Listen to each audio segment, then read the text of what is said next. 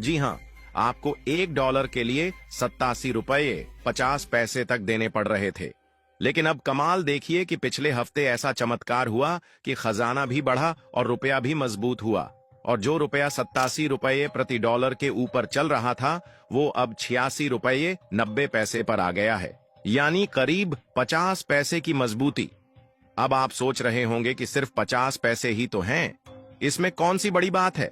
तो सुनो, पिछले 6 महीनों में अगर देखा जाए तो रुपया को सिर्फ 50 पैसे मजबूत करने के लिए हमें अरबों डॉलर खर्च करने पड़ रहे थे। कई बार तो 15 से 20 अरब डॉलर तक मार्केट में झोंकने पड़ गए थे। तो ऐसे में आप सोच कर देखिए कि एक हफ्ते में खजाना 15 अरब डॉलर बढ़ा और रुपया 50 पैसे मजबूत हुआ, तो ये कितनी बड़ी जीत है। हालांकि यह तो कुछ भी नहीं है। अब आते हैं हैट्रिक के सबसे बड़े और तगड़े विकेट पर, जो सच में मास्टर स्ट्रोक है।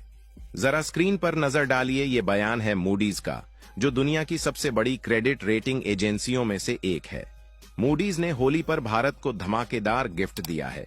उनका कहना है कि भले ही भारत की अर्थव्यवस्था को लेकर दुनिया में डर और सनसनी का माहौल बनाया जा रहा हो, लेकिन इसके बावजूद भारत इस साल भी दुनिया की सबसे तेजी से बढ़ने वाली अर्थव्यवस्था रहेगा। और बात सिर्फ इतनी नहीं है, बल्कि मूडीज ने यह भी कहा है कि भारत की ग्रोथ के लिए जो 6.5% का अनुमान लगाया जा रहा है, भारत उसे पार भी कर सकता है।